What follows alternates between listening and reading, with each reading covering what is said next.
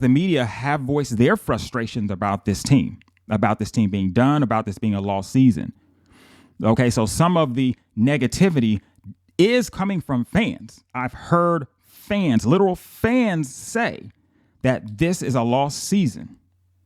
Okay, when you say that to a player, that's literally an attack on a player. That's literally an attack. And if you've ever played a sport, you see that. You see that if you've ever cared about a season, then you see that. Even if you're losing, I don't care if you've lost every game. You're even more pissed off if somebody says something about your team. Oh, this is a lost season. Oh, really? I'm still busting my ass every day. Is it lost? Because I'm still practicing. I'm still trying to win. If it's lost, I need to pack up my shit and go home then.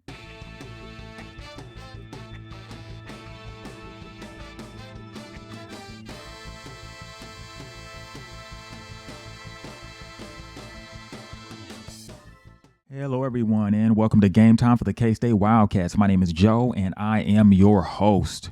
We got K-State basketball today. K-State basketball men's, okay, because the women are doing great. All right, 6-5, about to start up Big 12 play against Cincinnati, ranked at number 15. K-State's not doing well, okay, and K-State's got a huge challenge coming up in the form of Big 12 play. So you're hearing a lot online, okay? Let's be honest, all right? Rhetoric that basically says this team is done, okay? I did a video maybe a week or so ago kind of knocking that opinion, right? I think that I don't think this team is done. I think there's still some life in it to come alive and win games, okay? And it's just going to take some time for the team to gel. That was my argument.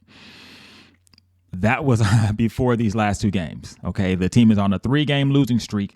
Okay, having lost to Drake and Wichita State. Okay, and then at St. John's prior to that. So 3-game losing streak. And at this point, I still believe that the team can come back and win. Okay, it's kind of going to be a mental thing here because I think the team has the ability to do it. I just think when you get to a certain point, when you start to lose, if there's friction on the team between players, you're not going to make it. Every team's going to be getting better while you're getting worse. If that's the case, then yeah, we've got problems. But it sounds like from what Tang says in his press conferences that the team cares. Okay, that's literally what he says is the team cares. If the team cares, then to me, that tells me that the team is still bought in. And we should see improvement. Could there be friction on the team that could break the team up further? More dismissals? I don't know, right? Because those always surprise me. You never know. But I think the team's still bought in. So let's kind of get into what's kind of going on with some of the comments that are coming out about the team. Here's my take on it. And here's where I think everybody needs to kind of realize where things are with this team. We're all upset. Okay. Everybody's upset. That's a given. There's no one associated with this team that's happy about this 6-5 start. All right. So we're on the same page. So let's start there, right?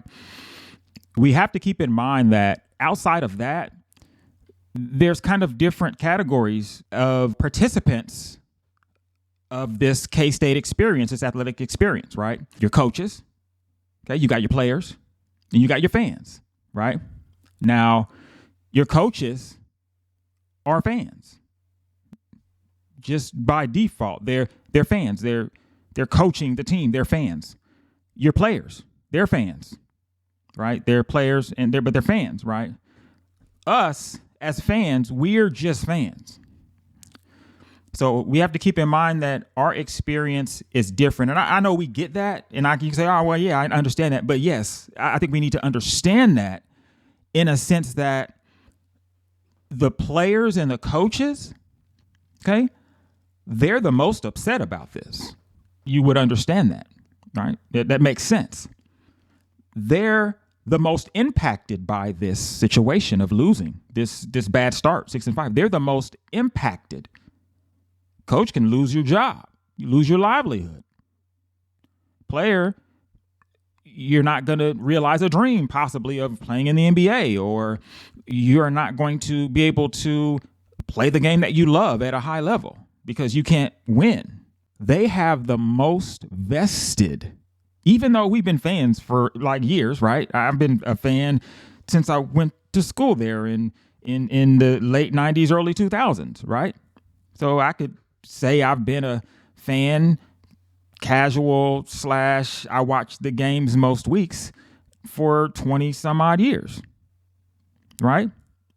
But I'm still not as vested as these guys, because these guys are completely vested physically, mentally, emotionally in this team.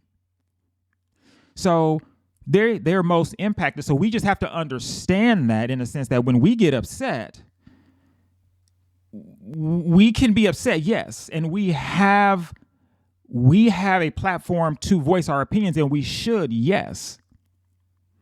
But I think sometimes there's grace has to be given, in a sense, because we're not as impacted by these losses. We have to understand that these guys are more impacted. We may see more reaction out of them. We may see more emotion out of them. Okay, we may see more frustration out of them because of this higher level of impact, right, on them. They're more vested. They're more upset about the losing. As fans comment about the interview, responses and stuff from Tang and Hawkins, I want you guys to understand and think of what I'm saying. In many ways, like I kind of want to turn this now and kind of talk to the coaches and the players. Hopefully they watch my video, right? But I want to kind of talk to you guys, and I want to kind of see if I can understand what you're telling us, and then kind of, articulate in a way how we're responding, and I think why we're responding that way. And when I say we, I mean true fans in the comments that are frustrated, and the media, because the media have voiced their frustrations about this team being done, about this being a lost season. Okay, so some of the negativity is coming from fans. I've heard fans, literal fans, say that this is a lost season. Okay, when you say that to a player, that's literally an attack on a player. That's literally an attack. And if you've ever played a sport, you see that. You see that if you've ever cared about a season, then you see that. Even if you're losing, I don't care if you've lost every game, you're even more pissed off if somebody says something about your team. Oh, this is a lost season. Oh, really? I'm still busting my ass every day. Is it lost? Because I'm still practicing. I'm still trying to win. If it's lost, I need to pack up my shit and go home then, right?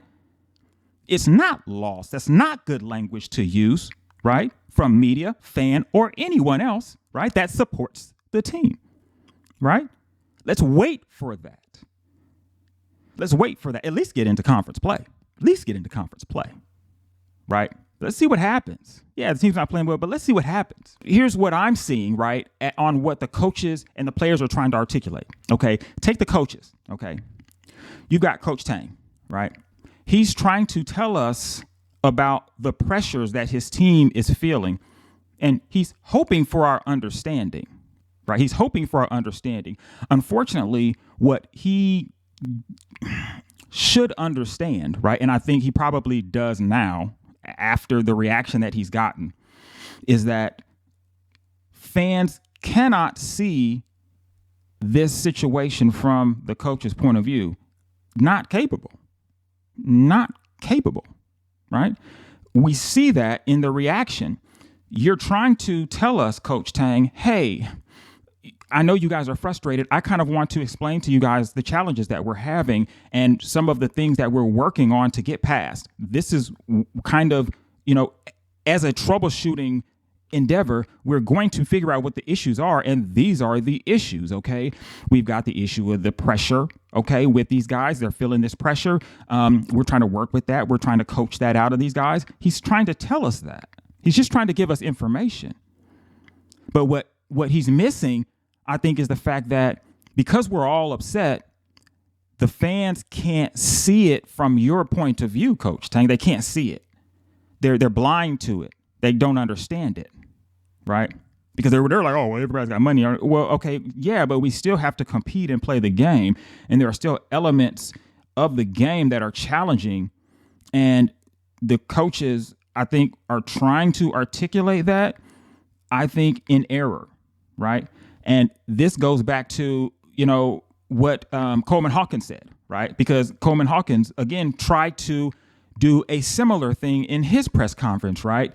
He kind of talked about the bad treatment, okay? And he's, wanting to essentially let us know that it's negatively impacting him. Like, we're all together here. He just wants us to know, okay, it's negatively impacting him. Now, keep in mind, okay, he possibly mistakenly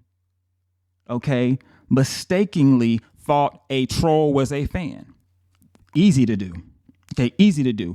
He's just getting a flood of comments. It's kind of hard to differ. Oh, well, that's a fan. That's a fan. That's not a fan. That's a fan. That's not a fan. You don't really know.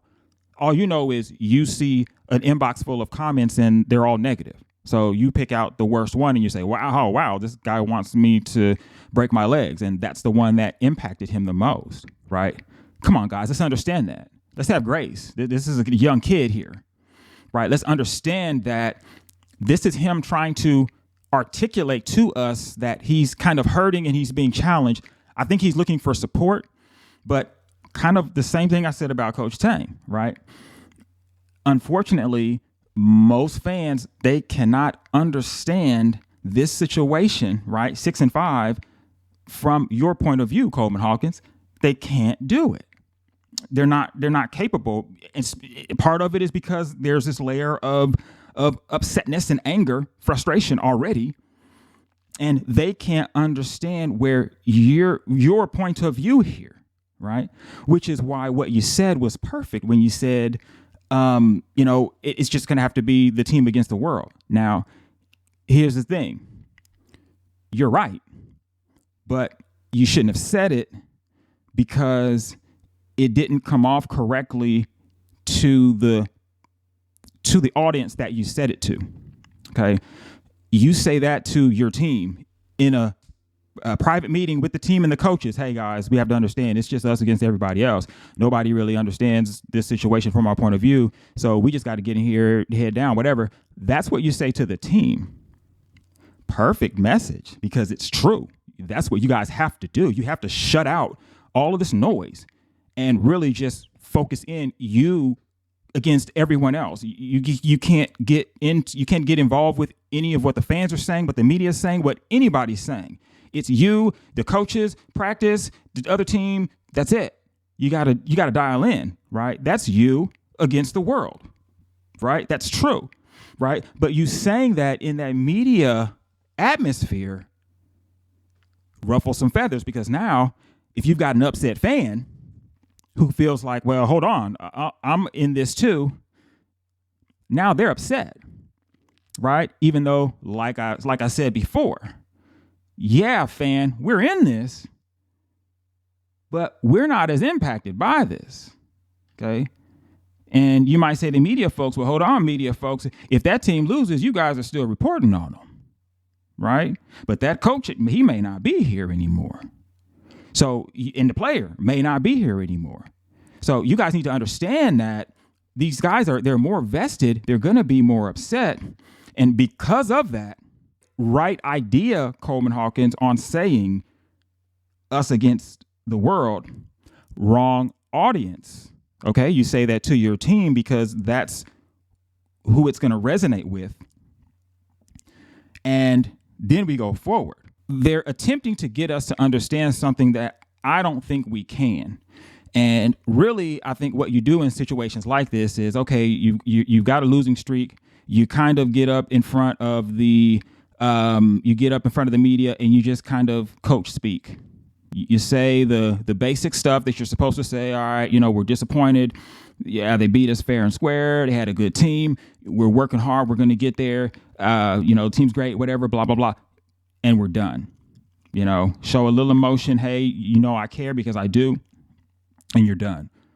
Okay. When you get too narrative, anecdotal. I think sometimes Coach Tang can do that. He has kind of that minister in him. He kind of wants to do that. And I think he gets himself in trouble when he says, I'm not even going to say the wrong thing. He says something that can be misinterpreted. Because the more you talk, the more chance that something you say is going to be misinterpreted by somebody.